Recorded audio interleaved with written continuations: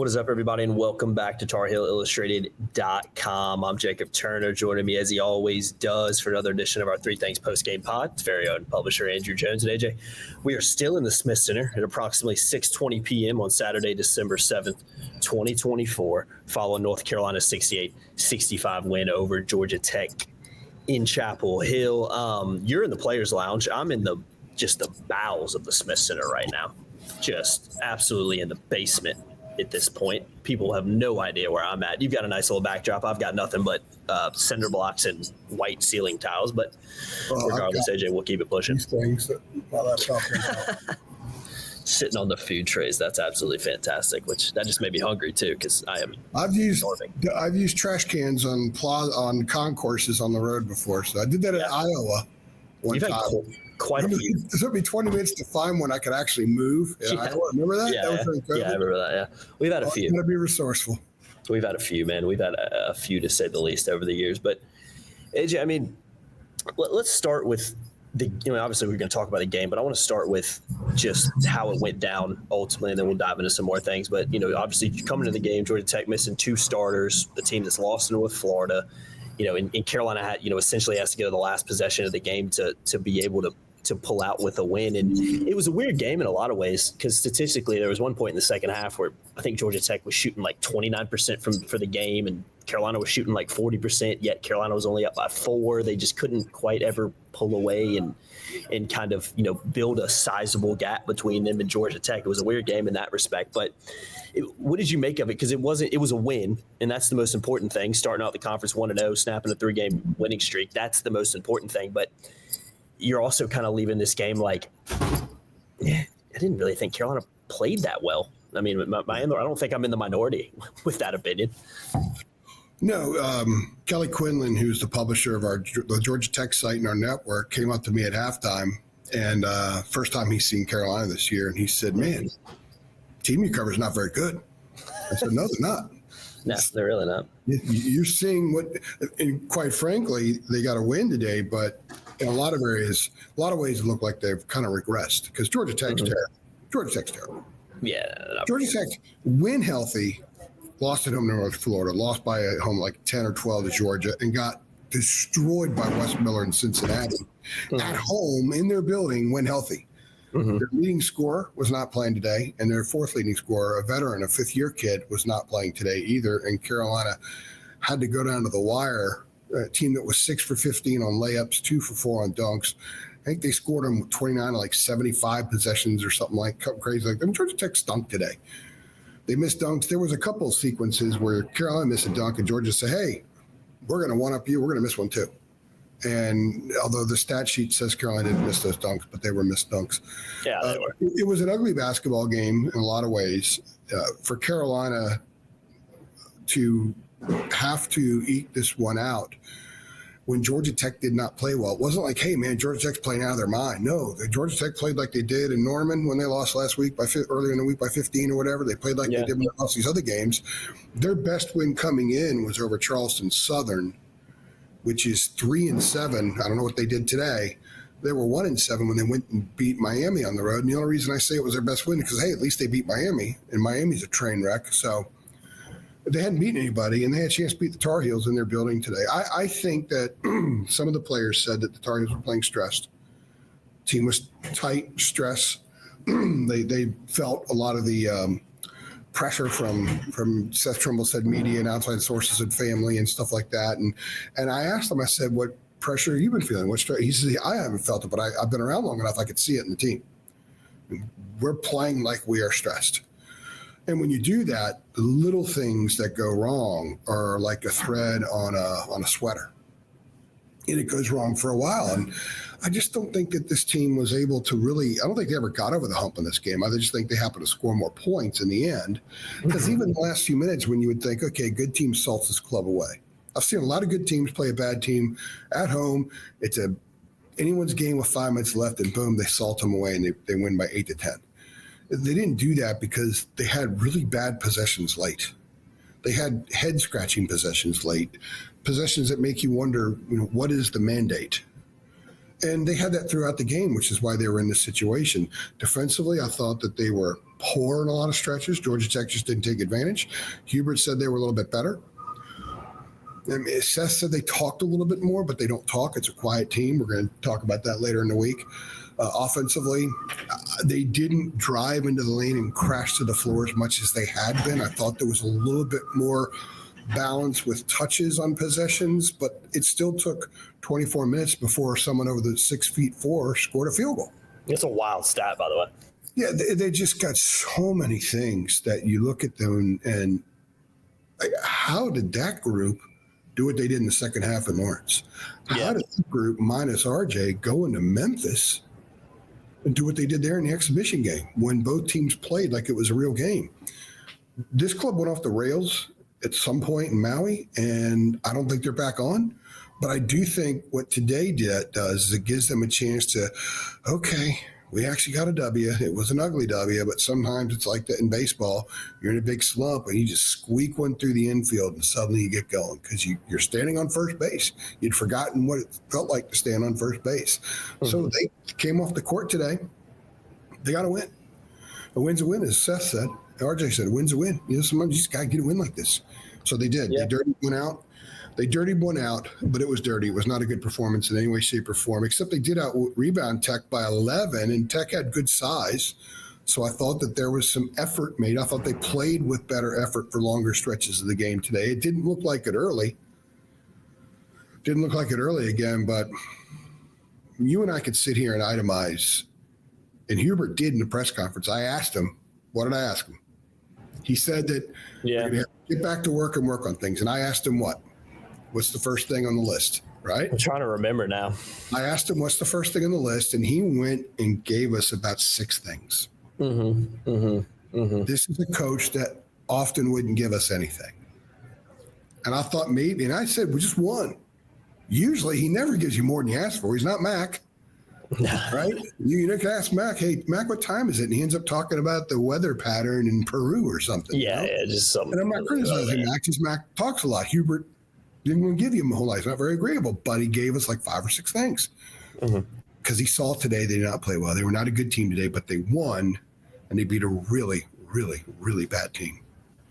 Yeah, and you're right. I mean, at the end of the day, a win's a win. It didn't really fill you with a lot. I think if you're a Carolina fan, you're probably not leaving the Smith Center with a ton of confidence that this team's like turned a corner or anything. But like you said, you 1-0 in ACC play and snapping a 3-game win streak. That's just what needed to happen today. They needed that more than anything. But before we move on to the rest of it, let me just run through some stats. Seth Trimble led the way, 19 points, 7 rebounds, 4 steals. RJ Davis, 16 points, 7 rebounds, 3 assists, 2 steals. Ian Jackson, 15 points.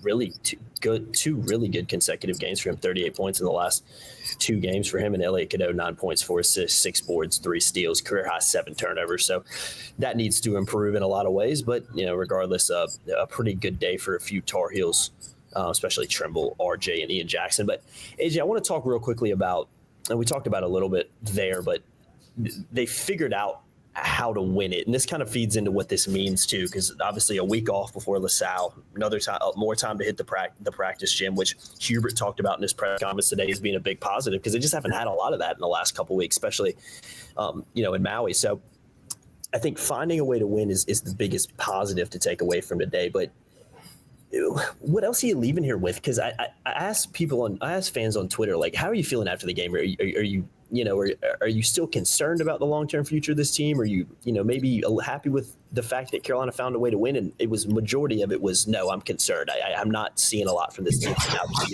to give me confidence they're just go on this magical run in ACC play like they did to start it last year. They've got some tougher games before that. Let's not forget about that. So, I mean, obviously winning's big, but what do you think this win means? Is it just, they snap the skid and try to get better this week and see what happens after that?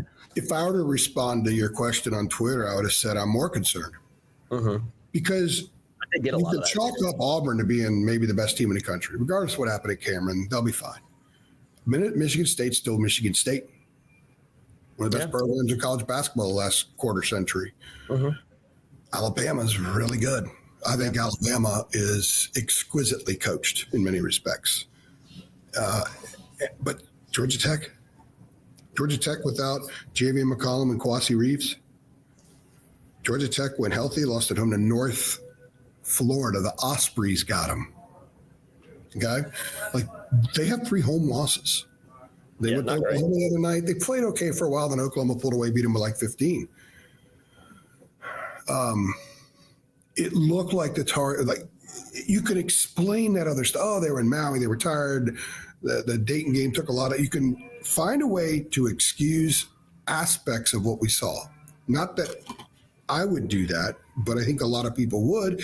And you'd walk away saying, okay, well, they ought to take care of Georgia Tech. I think they were like 15, 18-point favorites or something today. I would be more concerned because they had multiple opportunities. Georgia Tech just put it on a silver platter for them multiple times for the Tar Heels to get one of those 10-0 pushes, gain separation, enough separation where then they apply foot on throat. You can't apply foot on throat before you build that cushion. Yeah. And Carolina was never, ever able to take advantage of it.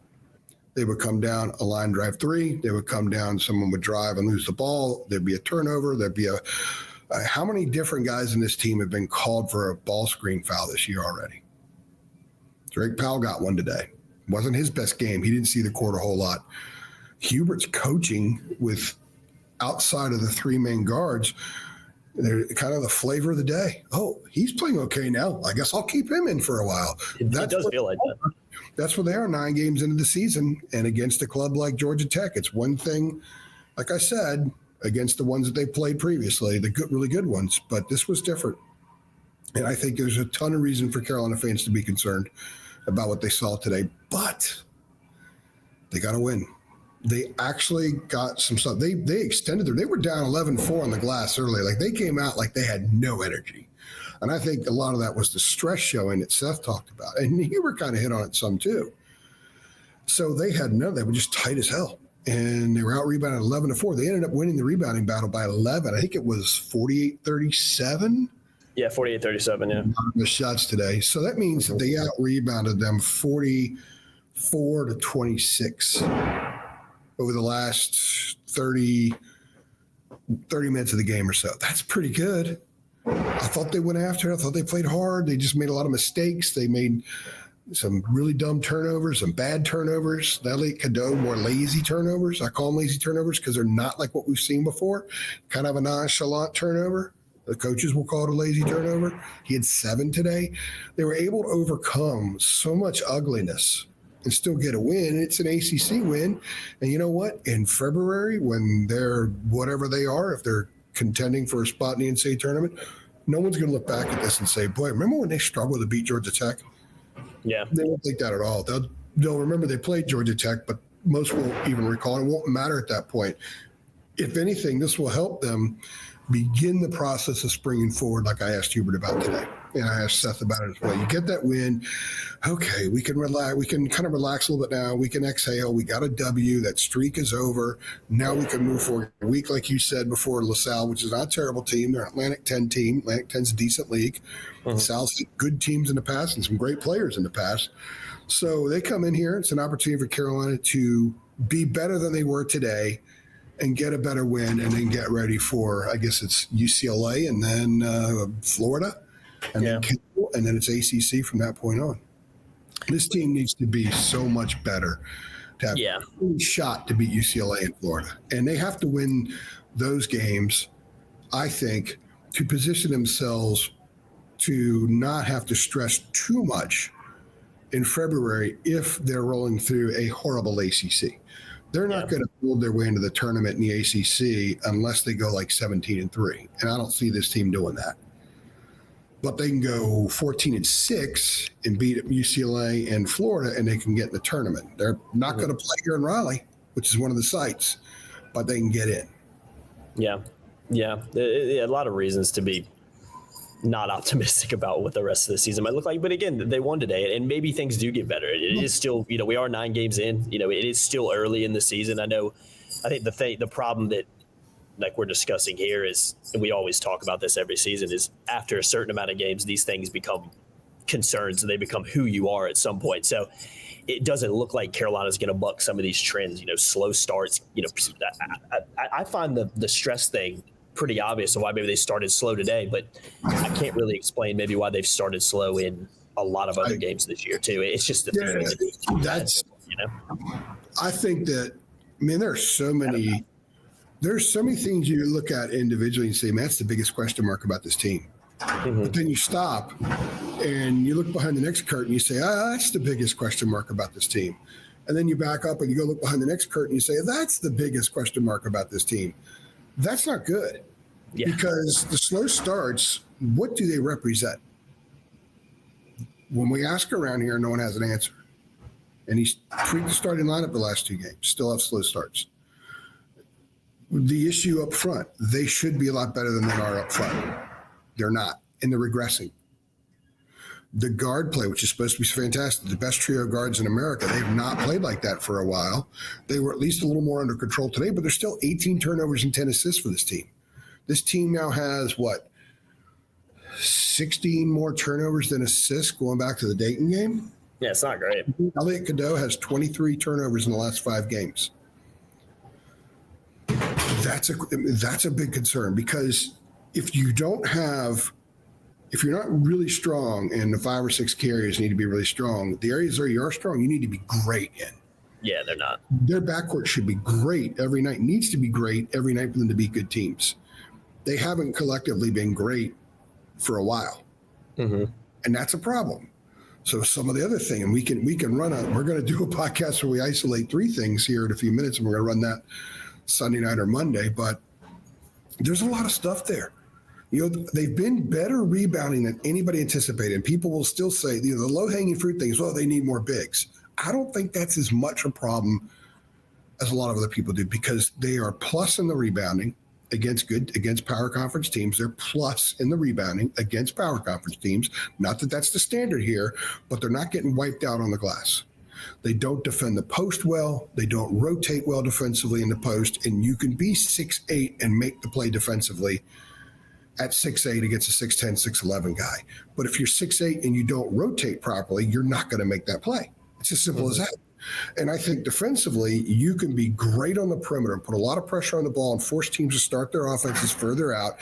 And that nullifies what their opponent's interior can do against your interior. The entry passes are longer, so your smaller, more athletic guys have a better shot maybe to get the ball. It's getting some denial turnovers, that kind of thing. They don't do that well. So 2 things that are totally within their control, in my opinion, is defensive pressure on the ball, on-ball defense on the perimeter, and then the way they flow offensively with the guards. Those are 2 things that are completely under their control. They should be great in both those areas, and they're not.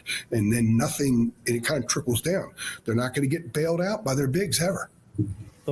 Because we've seen that there is no post offense, and there's not even an attempt at a post offense at this point.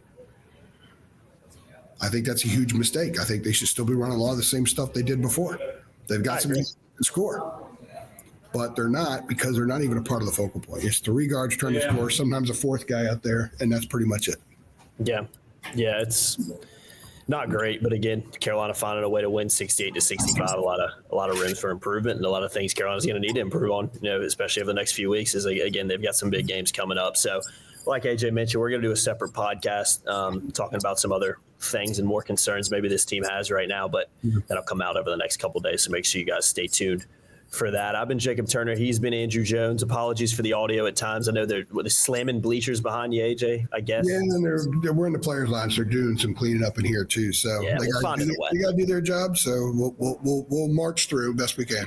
Yeah, we've had worse audio on these for sure, so I'm not complaining too much. But yeah, guys, we appreciate y'all watching as always. Make sure you like, share, subscribe, hit the notification bell as well. Come on over and sign up to $833 a month. Links in the description below. You can be a Carolina Insider too. Yeah, see you guys next time. Thanks.